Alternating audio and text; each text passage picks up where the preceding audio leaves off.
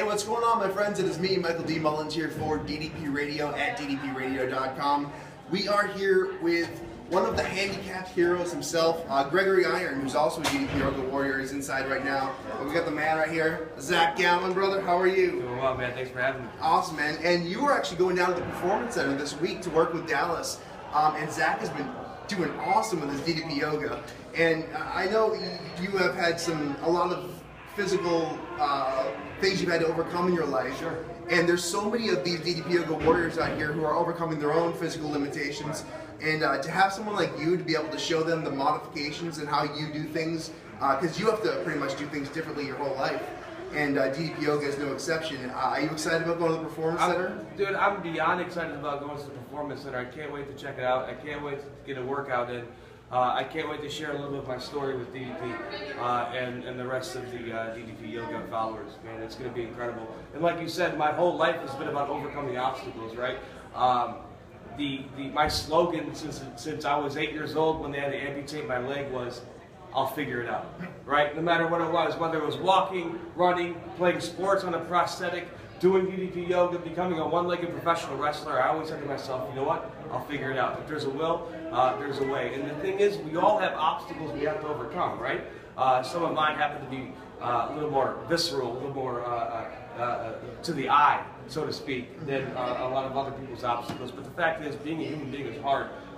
And so we all have our crosses to bear, we all have things to overcome. And if I can share my story and possibly help someone else overcome an obstacle that's not similar to mine, but give them hope and inspiration to kind of move forward with their fitness activity and just to give them a little bit of hope and inspiration, I'm going to have to do that, man. It's incredible. I'm happy to be here for sure. Absolutely. And I got to ask you, when I first heard back in the day that they were bringing in a one-legged wrestler, you know, my first thought was it was a novelty type of idea. But when I saw you, despite your, I might have said limitations, but it's not really a limitation because you're better than the majority of the people on the planet. Was it hard to break that mold of people thinking, oh, one-legged wrestler was a gimmick, and finally convincing people I'm one of the best out there? Yeah, I still deal with that to this day. You know, for a long time I heard, wow, Zach, you're great for being a one-legged wrestler. You're great for being one. I'm a great wrestler. That's what I wanted to say to people, you know, but I have to maintain a level of humility and realize that it's an absolute gift and a privilege to be able to grace the ring. One leg, two legs, three, it doesn't matter. You know, this is the greatest sport in the history of the world. And for me to make my living, so to speak, and to provide for my family by being in the ring, and not only doing that, but being able to share my story and helping other people, man, it's absolutely incredible. But you're right, I've had a lot of unique barriers, so to speak, that I've had to come up against. But like I said, I'll figure it out. And real quick, you had an opportunity at a really young age to work with some of the hugest stars in the business, Hulk Hogan, Vince McMahon, and unfortunately, we got a show this Wednesday night on DDP Radio. We lost probably the best villain in the history of professional wrestling, and humbly my favorite of all time, Rowdy Roddy Piper. And I know you got a unique experience to work with him at a young age. What kind of lessons and experiences did you have with Hot Rod? Life is surreal, man. Life, it's crazy to kind of reflect and think back on the experiences that I've gone through, and at 19, 20 years old, to make my WWE debut on a Piper's Pit segment.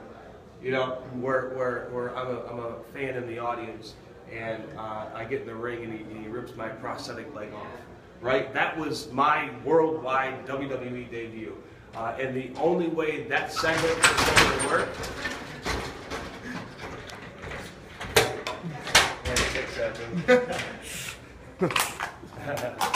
And the only way that's what's up, Sabu?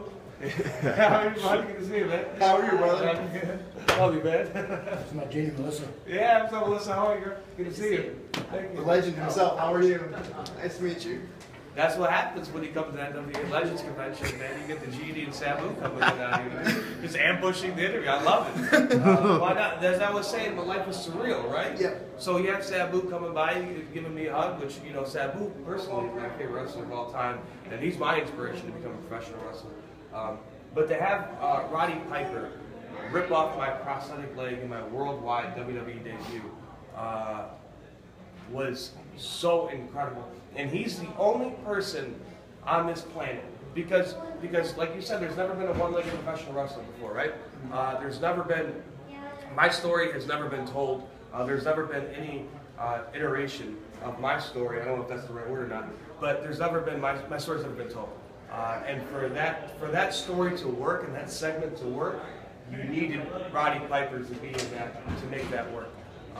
And there's no one else in the world that could have pulled that off. Literally, I guess, pulled that off. Yeah. But there's no one else in the world that could have pulled that segment off besides the best of all time, and that's Roddy Piper. So I'm forever grateful. I owe a big chunk of my career to Roddy Piper, and that was really the spark that ignited the career of Zach Gowen.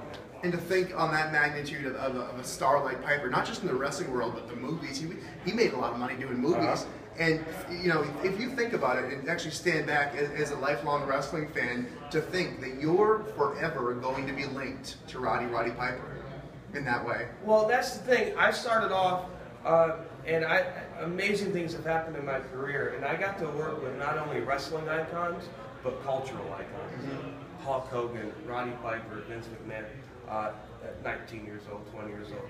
You know, and so that's why I'm 32 now, so to look back and kind of reflect on that, that'll always be around. I'll always have that, and I'll always have fond memories of Roddy Piper. But the guy was such an inspiration to me, in the same vein as Diamond Dallas Page, where they're able to be so successful within the wrestling industry, but also take that drive and that motor and that talent into other areas of life. And that's what I hope to do. So I find Dallas to be an inspiration. I find Roddy Piper to be an inspiration. Steve Austin, you know, guys like that who are taking that passion, that drive, and that talent outside of the wrestling ring, and they're being huge successes. You know. Absolutely, and we appreciate you giving us a few words here. And we're going to have you on DDP Radio again soon and talk about your visit to the Performance Center. Yeah, buddy. And if you're listening 9 p.m. Eastern Time this Wednesday night, we're doing an awesome tribute with Roddy Piper. We got Dallas, we got Jim Cornette talking, we got Zach, and we're going to get Gregory Irons too. And the Handicapped Heroes are taking it by storm. You guys are doing awesome. I read all about you guys on the internet and all kinds of stuff, and I wish you the best. And you don't need it, but good luck. Thank you very much.